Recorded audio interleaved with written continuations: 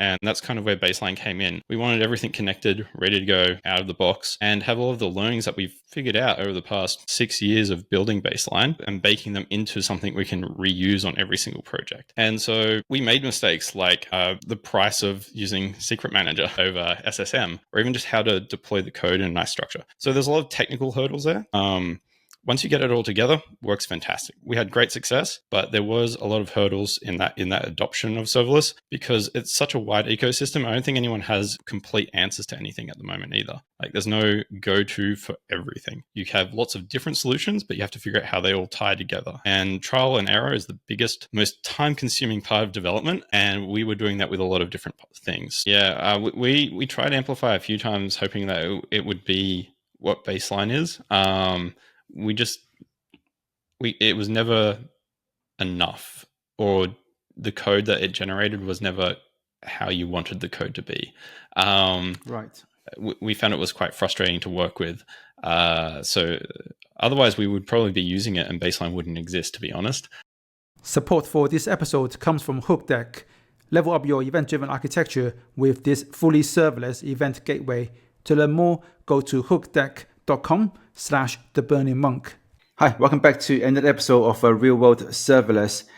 Today, I'm joined by Thomas Nixon, who is the technical co-founder at the Baseline out of Australia. Hey, man, good to see you. Hi, Jan. Thanks for having me on.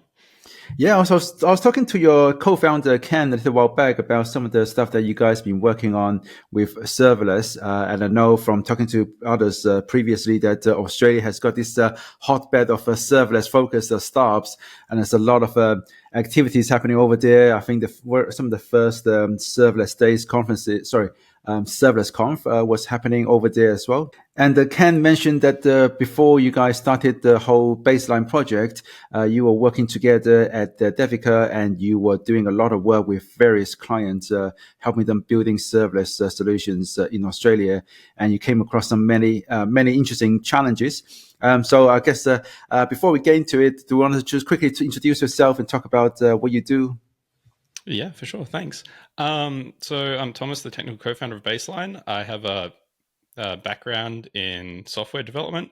I've done everything from contracting, product work to consulting. And I've seen it all. I've seen projects that succeed, projects that fail, projects that run a bit over. I've been the junior developer, I've been the senior developer, I've been the project lead. And I've had a lot of experience in all of that realm. And Baseline's kind of like a culmination of all that experience and what we have seen and developed with Baseline. So Baseline is a recently open source framework, and we're hoping to, help and add to the serverless community and really drive forward what we can do with serverless. Yeah, so I guess talking about some of the things that you mentioned there, have you identified some common patterns for companies that succeed and common patterns or common traits that companies that doesn't succeed or they fail when it comes to adopting serverless? Yeah. So even for us, the adoption of serverless was a whole journey in itself. Personally as well, I came from a company before I worked with Ken, where it was a lot of older architecture, working with containers or VMs and really large scale deployments that were kind of awkward to work with.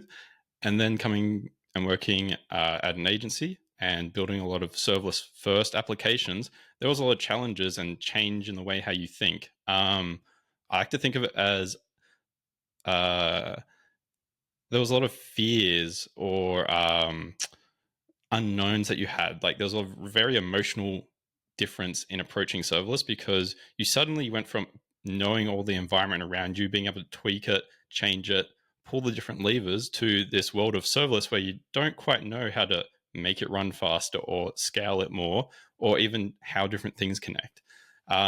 So huge parts of adoption were, how do I get it working? It sounds simple enough, but a hello world application isn't enough to go, hey, I can push this to production now. There's a lot of stuff that goes in between, like connecting to the database, making sure it scales, environment variables, running it locally, all that kind of stuff. And we found it was really tricky to get things set up. And we found a lot of projects would often have different structures, different tooling, different versions of things, and it made it very difficult to push stuff out reliably. And if you can't push stuff out reliably, you can't trust your pipeline, you can't trust your application. You don't want to be waking up at 3 a.m. and dealing with an outage or anything like that. So we really wanted to lean into serverless, but we found that just doing serverless alone wasn't enough to have the benefits of serverless. We made a lot of mistakes and a lot of learnings along the way where just using the things that sound like they're the right things to use doesn't always lead to a result that you're doing it right.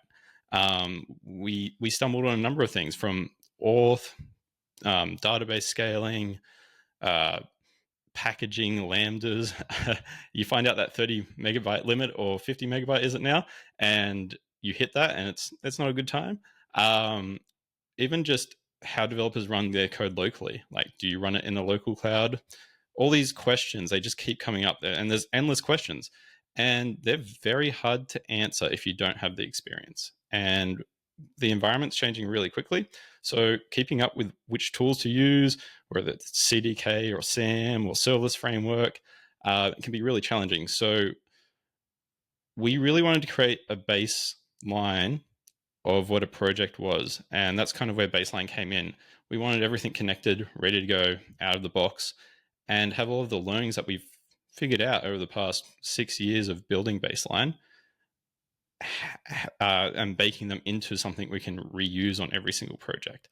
And so we made mistakes like the price of using Secret Manager over SSM, and things like that, where it was like, hey, we're spending $70 a month on secrets that we don't even use sometimes, or even just how to deploy the code in a nice structure. So there's a lot of technical hurdles there. Once you get it all together, works fantastic. We had great success, but there was a lot of hurdles in that adoption of serverless, because it's such a wide ecosystem. I don't think anyone has complete answers to anything at the moment either. Like there's no go-to for everything. You have lots of different solutions, but you have to figure out how they all tie together. And trial and error is the biggest, most time-consuming part of development. And we were doing that with a lot of different things. So coming into serverless, it was fantastic to start to forget about things like having to maintain a server, or even does the database scale with the compute with using Dynamo and Lambda, or even SQL injection. At that point, it became really easy to develop things, but you had to deal with new problems, and dealing with those new problems, they're not always solved in a way that makes sense yet, or you've used the wrong tool for the wrong job. So we learned a lot over this process, and I think things have got better over the past 6 years as well. Like the whole serverless ecosystem has pushed forward so much, and the tooling has got so much better, but it still has a lot of those core questions around how do I get started, and how do I do this at scale, and how do I do this reliably and trust what I can build. Yeah, so like even as you mentioned there, Lambda's upload limit for its artifacts, depending on how you do it. If you're calling the API, it's 50 meg. If you're uploading S3 file, it's 250. If you're using container images, it's 10 gig. And the Lambda itself, as over the years, has gotten more and more config settings, things that you can use to address specific problems, but again, sometimes they're not. They're not advertised as such. Things like Lambda layer, for example, especially I think with the Lambdas, some of the advocacy teams in the AWS often push you to use Lambda layers to share packages for sharing, common shared code between projects, between functions, as opposed to using like a package manager like npm. And I found that the Lambda layers is oftentimes one of those foot guns that people get passed around. They get told to use it, and then they realize, oh, it's actually really bad for sharing code. So I totally understand, especially when, like I said, serverless is such a big ecosystem. It's not just about Lambda. There's also all these services you often use together. You have to learn how each one of them work. individually, but also how they interface with Lambda as well, based on the behavior you get from the event source mapping, the concurrency controls, the error handling behavior. So lots of things you have to learn. But I mean, I do think that once you learn them, it can be really, really productive and do things very quickly. But getting to that point where you are proficient and making the right choices more often than not is not easy. And that's something that I've been focusing on for a long time to sort of address, but for more from the education angle. I've got workshops, I've got courses that teach people how to do all these things, and I'm quite vocal on social media, but it's not easy for someone who's just starting out and trying to figure out all of these things. So I'm quite like the fact that what you guys are doing, but also a few other, I guess, similar attempts to just package things up in a way that's more, more user friendly, so that it makes smart choices. Things like what Jeremy Daly is doing with Amped, and what I'm seeing with the Winglang as well, providing a higher vocabulary so that people can get those best practices out of the box, as opposed to having to learn them and implement them every single time they want to do something. And so I guess in that case, what about have you seen it? I guess back to my previous question, have you seen any sort of common patterns that help you succeed with serverless adoption? Yeah, for sure. I like your point as well about we're trying to make it easier to get started with. Developers are really smart people. They can solve problems, they can figure things out really quickly. I find when they say you have to go do a 6-month AWS course, you don't learn as quickly as if you have something you can poke and prod. You can learn really quickly if you have an example of how to do something, and then you can start modifying it to how you need it. And it sort of cuts through all those defaults and things like that. But we also need great content as well. So yeah, the common patterns we see is using Lambda and DynamoDB together. That's been a really successful thing for us. Also, we tried GraphQL. We really tried GraphQL. Fantastic technology, especially when used for the right thing. We ended up getting rid of it.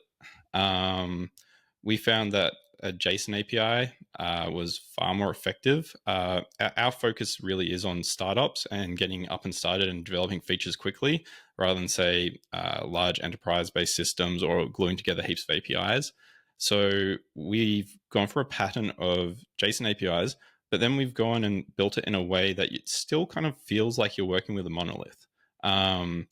Because we really wanted to tap into the existing hiring market. So anyone who knows Express or React or even the serverless AWS stuff, we wanted them to be able to leverage that knowledge and be able to work successfully with Baseline without having to, say, learn a whole new thing. So if you work on it, it feels very much like just working on an Express server. We've taken care of the abstractions.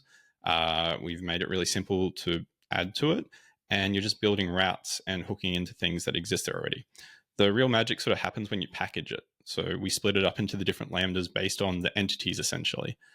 So we found that's been a really effective pattern because you get less cold starts, the code's more localized, the package sizes are smaller and stay smaller. And then anything that has a dependency, like integrations with, say, I don't know, Zero or Stripe, they remain in only those endpoints that they rely on. So we've really been using a composite sort of architecture on the back end there. And we found that very useful for building things very quickly. If you have specific endpoints you need to add to, developers can quickly add them and keep it simple. And we've wrapped things like auth, so it's already out of the box. So Cognito set up, you have the current user in the request payload. You can reference it easily. You can check if they're an admin with middleware. And we've made that stuff really easy to add to as well. So that's been a great pattern for us, is using that, and we do that on every project. And then using CloudFront and S3 for static sites, for SPAs, for React, has been really effective. Getting that config, though, that took a long time. I don't know if this is something everyone else has struggled with, but it took us years to get the setup right for CloudFormation. It was just very difficult to be cost effective, scalable, caching, and then work really well with React and S3 setup. I noticed there was a lot of like conflicting ways to do this sort of thing. So using that has been great for us. You can have 100,000 visits a month and it'll cost you what 58 cents a month because of what Route 53 default cost. So we found that very effective. And then we've flipped between different technologies to try them out and see what was effective. So originally we started off with using Yarn for package management. We stripped it all the way back to npm after Yarn went a bit of a different direction with Yarn 2 and 3. And now we've moved to pnpm, which has been really effective, and the speed is just fantastic, as well as then using ES-Build as well. ES-Build has just made hot reloads faster, building the code, shipping it, and just running it just really effective. Since we are using the serverless framework and the serverless offline plugin, running it locally has been a lifesaver. We found it was pretty hard to get started with running things locally, just in like a whole application sense. I know you can invoke things individually, but most of the time you want to test a whole application, and you don't always want to deploy it into a cloud environment, especially if you're the lead on the project and you're doing code review, you're switching between different PRs with different infrastructure. Pushing that into your own personal AWS account really doesn't work at that level because there might be too many changes to update that infrastructure. So running it locally, really quick feedback loops, be able to change it quickly, and have a fairly consistent environment to the cloud has been a game changer for us. Originally, we didn't have that as much, and we were invoking things individually. And a lot of the time, you'd see stuff that you could have caught earlier if you had just run it in the full application. So having that work out of the box and having a structure for that has been really important for us. Okay. So I guess in that case, do you have some, because it's kind of hard to visualize just by listening to it. So do you have some example that you can show off with Baseline, maybe wrapping up, maybe bootstrapping a new project and adding some of these new adding endpoints to it? Yeah, for sure. All right, let's do a live demo and see how good this goes. And for folks who are listening on the Spotify or one of the podcast platforms, please do check out the link in the description below to the full YouTube video, so you can see the demo, which will be a lot easier on the video and compared to audio. All right. Okay, so we've recently restructured Baseline with the open sourcing to make it really easy to get started. So we wanted to feel like Create React app, except instead of just the front end, we wanted it to be the whole application. So all we have to do to get started is run this command. We'll call it demo. And this will basically get you the latest version of Baseline. And with Baseline, we give you all of the code. So there's nothing hiding. There's no black boxes. It's all deployed into your own AWS account. So you can make the most of your AWS account and have full control over changing anything as well. So while we have an opinion about how stuff is set up, you can still go ahead and change any part of it. So we can now just open up VS Code. And here's our new Baseline. So we have a few things we have to do once we get Baseline. We'll just open up the README and jump down to the setup. So we've gone through a couple of steps. So using pnpm, we just install the packages. And after that, we just have a setup. So this setup basically lets you add an app name and give it a region. So we'll just use the AP Southeast. And since we're often developing a lot of applications, we never want to use the AWS default profile. So Baseline has profile built in. So we've added an abstraction everywhere, so that's always using the app name for the profile. So you can switch between projects really easily. And because the serverless framework doesn't support SSO, we made a little command to let us put it in and abstract that. You could still add the profile to the AWS command with configure, but we found this was a lot easier. And since we've got this all set up now, So sorry. Does that mean that you have to set up the profile first, or it is yes, does this step then create a profile for you, or that you can use with the AWS CLI and everything else? that's a good question. So we're assuming we've already set that up. Unfortunately, setting up the IAM stuff is still not as seamless as I would like it to be. Uh, it's You can still just use an IAM role and use your admin credentials and that kind of thing. Um, we use SSO internally, so since that has the third key, the session token, we paste that in essentially. Right. It's not as good as I would like it to be, but I'm hoping that we'll get some suggestions over time on how we could do this better, because we'd love to see it be more robust and support a more seamless getting started process. Okay, so in this case, you said you always default to the app name. So that means when I set it up with my AWS CLI, when I'm using a single sign-on, I need to make sure that the profile names I'm using is the same as the app name I'm going to be using in Baseline. Yep, yep. Okay, And Baseline, everything you do in it already has that profile flag supported. okay, got it. And then, so now that I've already done this, so it's already hiding there in the background, so I wouldn't have to show my keys to anyone. We can just do the deploy now. And so this kicks off a deploy for an API, a admin portal, and a website as well. So So this says that deploy staging. Does that mean that it's deploying to a serverless stage called staging? yep. Okay, So the stacks are prefixed with that staging. So out of the box, we have the local environment as a stage, and then as an environment, and then staging as environment, and production as an environment as well. okay. Because revisiting that later in the application development process gets a bit sticky, and it can be tricky to figure out where to put the names in later. So having it out of the box made things really easy because you automatically start thinking about which stage it is. Okay, and I guess maybe it's also just worth mentioning to anyone who haven't seen this is that this is all wrapped around serverless framework. So ultimately, you have the server framework under the hood, but you're creating another layer on top of it, so that it creates what the basic bootstrapping around, almost like a serverless framework template, but much, I guess, more than that. You also go additional things on top of that, like supporting single sign-on and all that.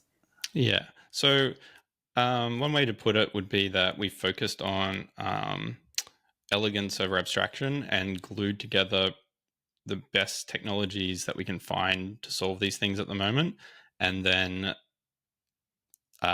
made it really easy to change any part of it. Baseline, we give you all the code, and it's less than 6,000 lines of code, I think. So it's actually really easy to be able to adapt any part of it to something you're already familiar with. Or if you just want to start changing things, it becomes a really easy job because it's really low level and close to the technologies that you're using, rather than having, say, a baseline abstraction layer. It's actually just the code sitting there. So it's very much like a template, but we have a lot of things that we're adding on top to let you do a bit more than just a template. So this is deployed. I did cheat a little bit because I had the CloudFront stuff already deployed, so it wouldn't take 8 minutes to do. And part of this setup process was we wanted to keep the user out of the AWS console as much as possible. So we've tried to make it pretty simple to get started. And in doing that, if you're setting up an app for the first time, you generally need a user. So we've made it easy for developers to add users out of the box. So we'll just add myself to it. And this will add me to Cognito and DynamoDB. I see. And I guess that by default, you're shipping with Cognito, you're shipping API Gateway, you're shipping DynamoDB table, and I guess are you using the on confirmation trigger with a Lambda function to then save the user also in the Dynamo? That's a very good question. Actually, something that we spent a lot of time agonizing over. We originally had the triggers, and we really worked hard on trying to make that work. We often found we had timing issues with the previous way we had it set up. So we actually cut back to a completely different way of doing it, where we use the user sub, and we store that for admins. But for users, we just use the user sub and store against that. Oh, hold It's on. That's two separate things. I guess yeah. user sub is just what you use for the user ID. But I guess sounds like you have the user both incognito, but also in DynamoDB. The first thing you said about not using triggers. So at what point do you, during the user sign-up process, does the user get added to DynamoDB if you're not using the triggers? Well, we use the ID as essentially, you could consider it its separate, its own object. So we use this user sub to reference it everywhere else. We have created triggers previously if an application specifically needs it out of the box to attach things to that user, or if we want to keep track of specific information for that user. However, it's been a bit of an issue with making things work effectively, because obviously user subs specific to Cognito, so it's not ideal to rely on that all the time. And then storing in duplicate information risks it being out of sync. We kept trying to keep it up to sync, but we had issues with deployment with triggers, where the triggers would sometimes detach from Cognito, and you'd actually have to go into the UI and change it. I'm not sure if you've ever faced this, but it Not came up enough that there was a particular problem. problem. Sorry? I've had problems with triggers more from the sort of circular reference point of view. Is that if I really need to reference the from the trigger the connect user pool, then I've got a circular reference. But I've not had them suddenly disappear from Cognito. That one I've not seen. Yeah, it was a very strange problem where the trigger would just look like it was connected in the UI, but it just wouldn't run the Lambda. So we've actually this has been really successful the way we've been doing it lately. It's a lot simpler, but it isn't ideal for every single application. Some applications you want to store a direct user, have it keep in sync and all that kind of thing, and use triggers, where you just start creating objects where you have the user sub to reference what objects to get or that relationship. That works really well, because you might just store permissions against the user sub, and then you can go get the permissions or the tasks associated, and that kind of thing. It's been effective, and it's a bit simpler than, say, having a duplicated user object, but it's been rather effective. I can dig a little bit deeper into that as we go, if you like. Yeah, sure. Maybe because I guess the bit I'm still not getting is if you. So are you saying that you don't have a duplicate record in DynamoDB for the user? So we have it for the admin user, but Okay, not for but not users. for the users that sign up on the web application itself. Yep. So you Okay, can add that, because we want Baseline to be flexible enough to develop into any kind of application. We didn't want to dictate everything. So okay. that's one of those parts of that is we don't know what you're going to build. It might be a CMS, it might be a marketplace or a SaaS, and that's where the user stuff starts to get interesting. Event-driven architectures is a powerful paradigm for building large-scale systems, but they're also notoriously difficult to test and observe and monitor in production. With so many independent event publishers and subscribers, there are a lot of additional complexities around error handling, alerting, and recovery, and making sure that you have full visibility into the entire life cycle of an event so that you're able to troubleshoot any problems that you haven't encountered before. I've built many event-driven architectures on AWS, and these are just some of the recurring challenges that I face. And that's where HookDeck comes in. It's a fully serverless event gateway. There are no infrastructures for you to manage. You can get started in just a few minutes with their command line interface. Compared to Amazon EventBridge, it does everything EventBridge does. It can ingest events from multiple sources, filter them, route them to different targets, and transform the event along the way. But it also offers a better developer experience, including a local development experience and having more detailed metrics and logs to help you debug issues with delivering events and just being able to query what events you have easily, which makes testing much simpler. You can start the free trial of HookDeck today and support this podcast at the same time by going to hookdeck.com/theburningmonk. Okay. Okay. Right.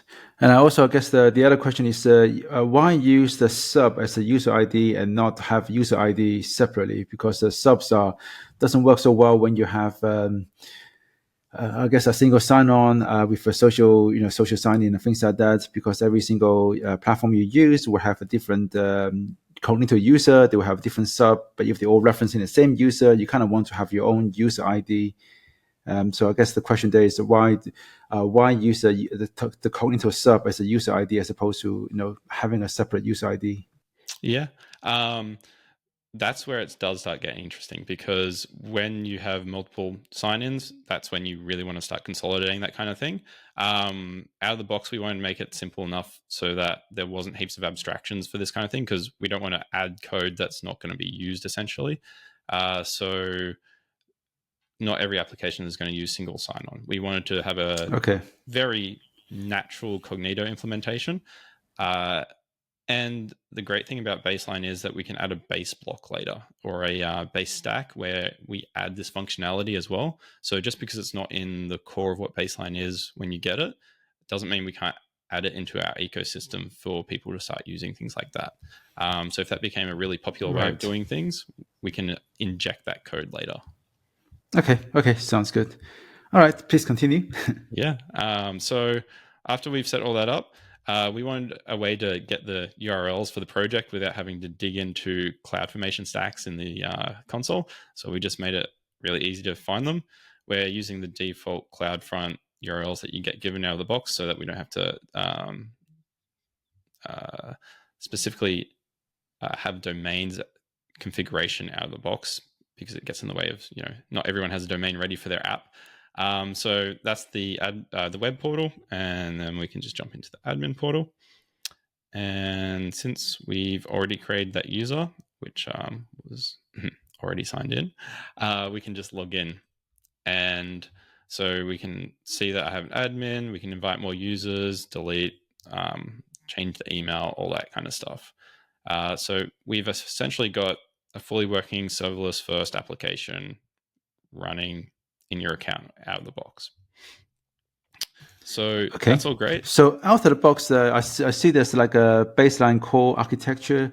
Can we take a look at that just so we can see what's been created so far? You talk about there's the cognito user pool, there's the APIs. There's also a web app S3 and admin app S3. Okay.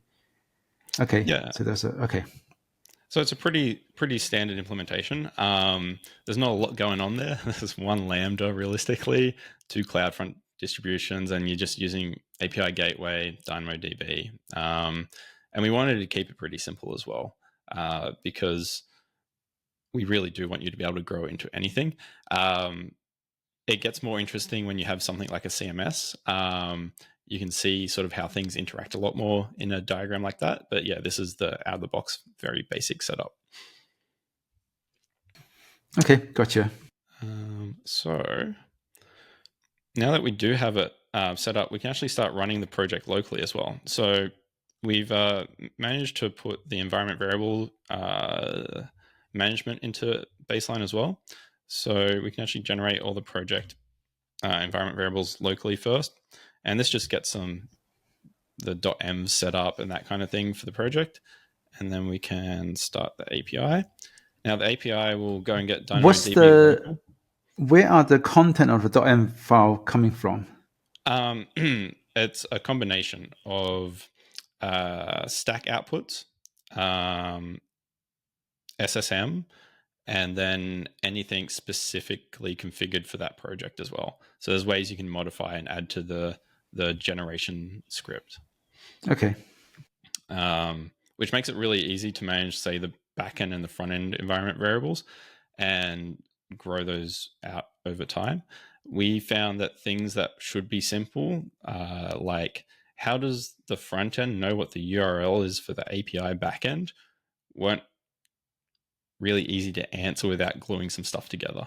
I know some features have come up recently where you can make that easier, but having it work locally or deploy in that build process where you have to package it all in, we really wanted that things like that in there, as well as just a consistent environment for all the developers working on the project. So if you join the project, you don't want to be copying a .m file from someone else or trying to figure out who has the latest one or what environment variables are missing or what should be really secret.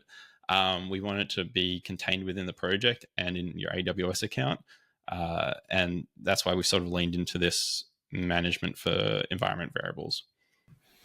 Okay, got it. And you mentioned that you are able to bring in just Express.js or whatever, and then you cut them into, I guess, entity centric functions that serves a group of a group of endpoints that are specific to a particular entity. So can we look at some of the Lambda functions that you have out of the box? Yeah, for sure. I'll just get this up and running and we'll create Sure. a whole new entity and we can see all that code that gets generated and where it lives. Okay. Yeah, So I mean, this also has got a lot of similar things that I've seen that the Amplify team has tried to do with the Amplify Studio, in terms of also building out of an admin console out of the box for you, make it easy for you to do that. But of course, one of the problems with Amplify is that it's a bit of a black box that is really hard to get out of. So you having access to all the code and being able to modify that is one of the nice things that I wanted for Amplify. But I haven't seen it yet, but I keep getting told that Amplify Gen 2 is going to make that a lot better. But yeah, yeah, we tried Amplify a few times, hoping that it would be what Baseline is. We just it was never enough, or the code that it generated was never how you wanted the code to be. right. We found it was quite frustrating to work with. So otherwise, we would probably be using it, and Baseline wouldn't exist, to be honest. So, but having this run locally now, we can actually sign in. We have a user mocked in the API. We have seed data. So when you run it locally, you can have a consistent data set for the developers that work on the project stored in the repo itself, and it gets populated every time you restart the API. So if we just delete the record, if you start the API again, that record will be there again. Okay. And you can essentially replicate the experience of what it's like deployed. So if we wanted to, quickly ship a change, we'll just say change this. We'll update it to demo app. We can see React hot reloading in action, and we can actually just simply go pm run deploy staging.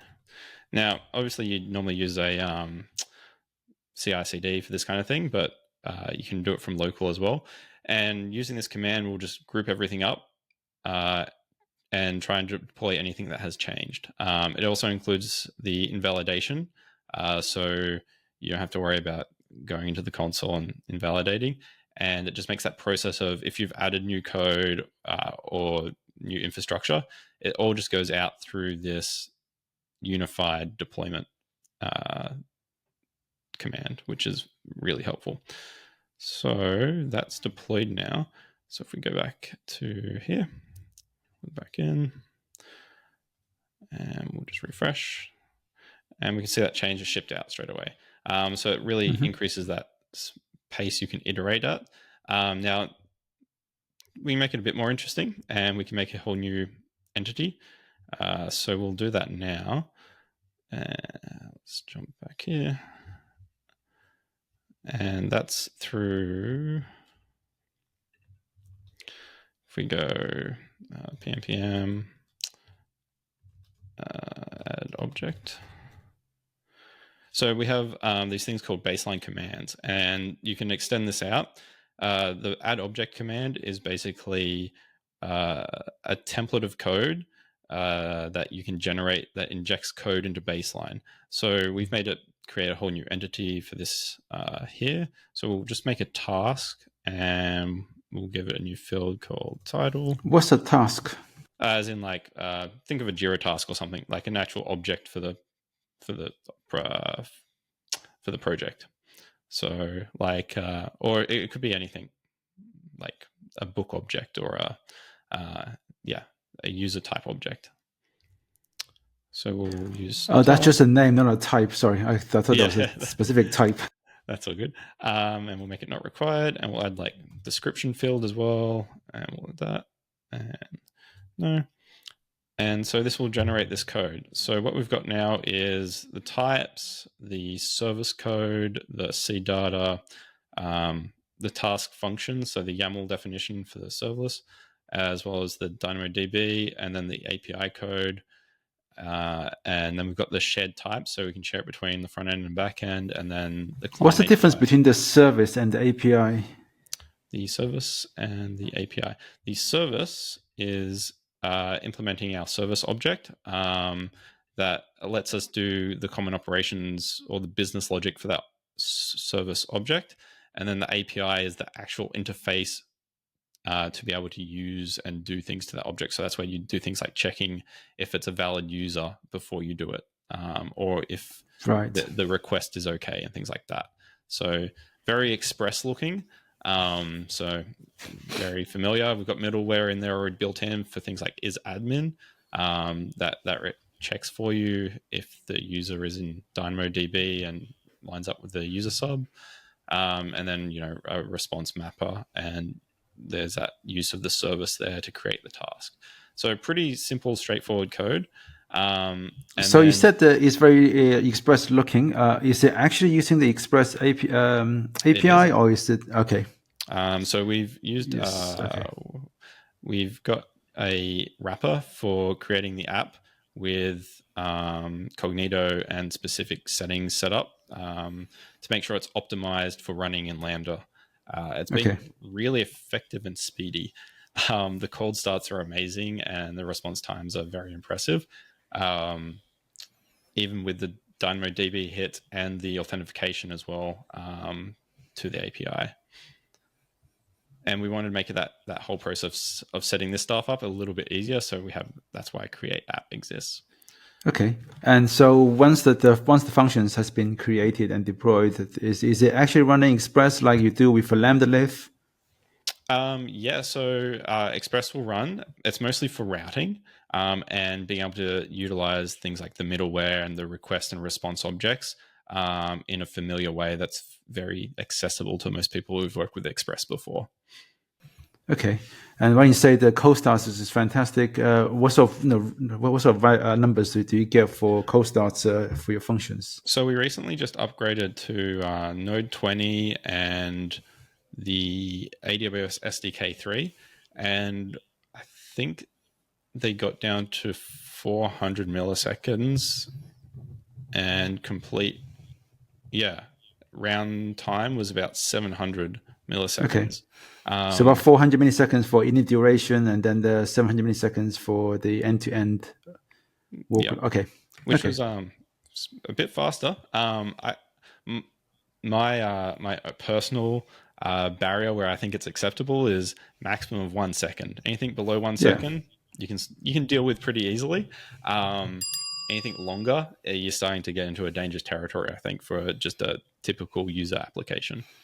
Yeah, I think 1 second is that's fairly common for people to set the SLAs and things like that. So, okay. And then after that, I think requests after you've done the cold start are about 50 milliseconds round trip.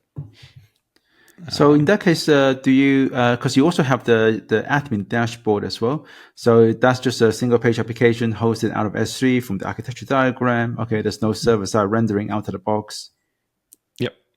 So it's very much focused on building an application rather than being for a replacement for Next.js or something like that. Right, gotcha. You could still put Next.js in your baseline project. We often drop in React Native to have a mobile component alongside of the admin portal and client portal. So we found that very effective to extend Baseline. We never wanted it to just be like this. It's just an admin portal and that's all, and it's never going to be anything more. No, you can completely grow it into whatever your application needs to be. Add more packages and that kind of thing. So Yep. now that we've actually got this added, this code here, we'll add some seed data just to get started. Let's see if Copilot kicks in. Hasn't yet. Task ID, we'll just keep it something simple. And title. And description.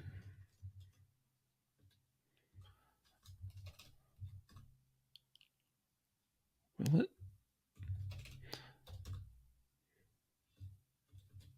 All right, so we've got a few objects there now. We can actually just start the API back up again, and we'll have that new entity in the API, and it will just show up.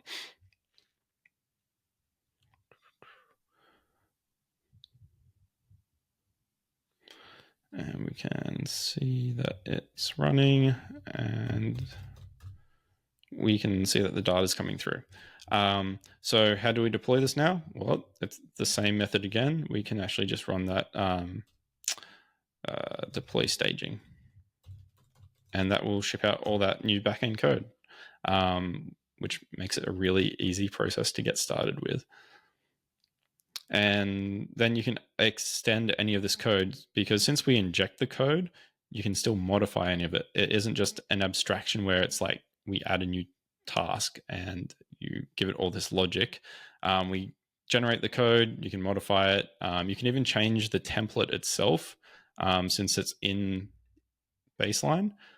So you can actually start modifying it to your own project if you have specific needs in every single API endpoint. You can add that, and you can utilize those templates, or make new templates for different parts of the application where you have to continually generate new code. Okay.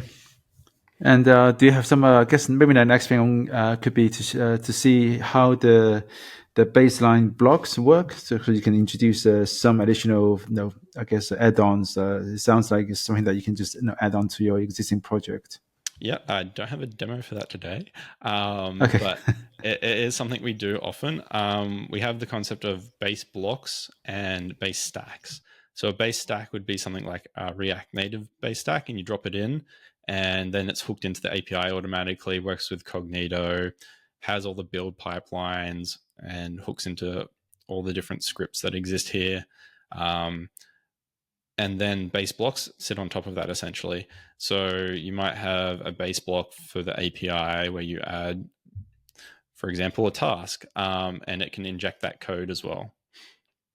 So we're looking to make it so that the community can build out the extensions to Baseline and make it so that you can modify that extension rather than focusing on packaging things into libraries that may or may not be maintained, because it can be tricky to maintain things that you don't know how people are going to use it, which is one of the reasons why we made Baseline slimmed down, essentially, is so that we've made you a really nice box. We don't care what you do inside that box. You can make a mess, or you can make it really pretty, really structured, but we want to give you a nice box to start with, and we don't know what you're going to change about it. So once you have the code, you can do whatever you like to it to your heart's content. Okay, got it. And all of this is based around the Express, I guess, and so how easy can someone say run the right tests? Because you showed how you can do the exploration locally, the running simulation locally, but how about? Do you have some examples on how you write tests for this? Very good question. We purposely left tests out. I'm very aware it's an opinionated place. I have a pragmatic view of you write tests for business logic these days, rather than 100% coverage, because there's so much that's caught in the tooling these days, like linting, prettying, building. Even just your IDE has all the tooling to give you squiggly red lines on the stuff that doesn't work automatically. And unit tests don't save you from some things that are going to come up anyway. Unit tests are very important for business logic or things that have to 100% work that way regardless. So we've left it open. We'll provide guides or potentially base blocks in the future that just drop testing in, but we haven't made it something that's part of this simply because we know that there's so much you can do with it. And I'm really not a fan of everything that's being created. Like the testing has come a long way in TypeScript, but there's still some really strange stuff you have to do where it can be difficult to add it to the project, especially when you're working with the infrastructure as code stuff. We haven't figured out what the right glue is yet to make it a really great experience. Okay, so you talk about there in terms of you want to test the business use case as opposed to just individual code blocks. You can use a unit test to test those individual service or API, I guess, module that you've got there. But oftentimes, your business use case is not just CRUD. You're going to be calling a few different things, pulling data from different places, and then that's how you actually serve a user request. So I guess in that case, would you still, as part of your recommendation, would you say that's more something that you want to do as at the end-to-end test level, where you call it the API, as the front-end client would, and then you make sure that the whole API, including the Lambda functions and everything else, is working correctly? Yeah, essentially, yeah. The Okay. end-to-end stuff with this setup is pretty powerful then, because since everything's abstracted away from you, it's hard to test it in a meaningful way without building heaps of new testing abstractions, which can introduce new strange problems. So I think the end-to-end tests are fantastic for that kind of thing when you're deploying to an AWS account. So even if you're just running them on a testing account, a testing staging environment, that's quite a good way to do it as well. But Okay. Okay. right tool for the right job is what I'm proposing realistically. And also, I guess this is the focusing. I think you mentioned this earlier that you guys deviated from GraphQL, and this is entirely focusing on the REST. And are there some limitations to some of the local simulation that you can run? I imagine, is this using the serverless API local, API gateway local to simulate the local API invocation? Okay. Yeah. Okay. So we Okay, found it great. was the most reliable way. We know it's not a perfect one-to-one experience, but we have tried to drop in different tooling such as SAM, or anything that uses Docker, and we've had some delays. We're still testing out different like the different tooling out there. We're willing to change it if something becomes more popular or more useful in that experience of running the whole app. We've just found that as soon as you drop Docker in, the response time for a hello world was like between 1 and 3 seconds for us. Which if you've got, I don't know, 100 endpoints in your application and you're loading it up like a normal application, that can be a real struggle. So emulating it was the best experience we found so far, and supporting the serverless framework, having multiple files for the infrastructure, it just made a lot of sense. Okay. And I guess what's the future you guys are planning for Baseline? Are you thinking of mostly, I guess, can just keep adding base blocks so that you can add the customization to the project? And I guess what's the business model behind this? Yeah. So we have a roadmap. Since we're open sourcing, we're looking for external feedback, and to see how people are using Baseline is what's really going to be interesting about this. And we're going to develop it. We're still looking at what technologies are coming out from AWS or partners around different tooling. We know Serverless Framework v4 is coming out, and we have licensing changing around that. So we're seeing where that goes, whether we keep using Serverless Framework or switch to something like SAM if it starts to support enough things. We are really interested in building the base block ecosystem and the base stack ecosystem, because if the community can extend Baseline, it'll save people from, say, forking Baseline and then modifying it, and we end up with a whole ecosystem of baselines instead. If we can make it a really robust place where people can add code and functionality, and we can sort of be that glue that pulls a whole application together, that would be fantastic. I think one of the struggles with, say, going to serverless land right now is how do I make this work in my application?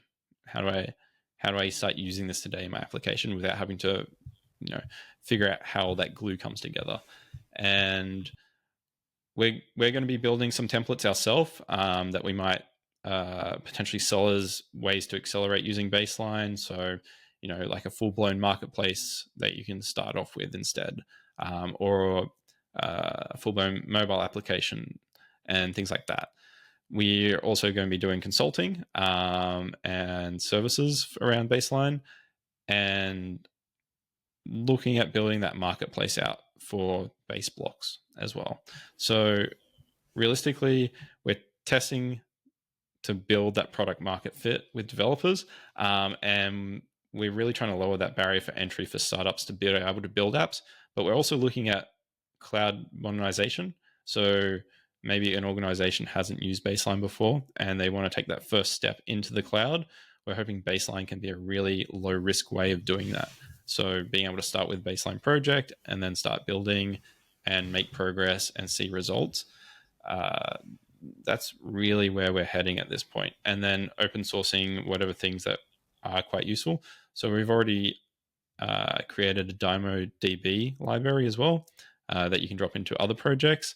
We built it because we needed a bit more performance out of DynamoDB, and we had a way that we were using it. And we did have it in Baseline, but we wanted people to be able to get updates. So we've moved it out into its own repository. So anything else that makes sense to split out, we'll probably be doing as well. And then longer term, we'd love to support additional clouds potentially, but that's going to be a fair way off, I think.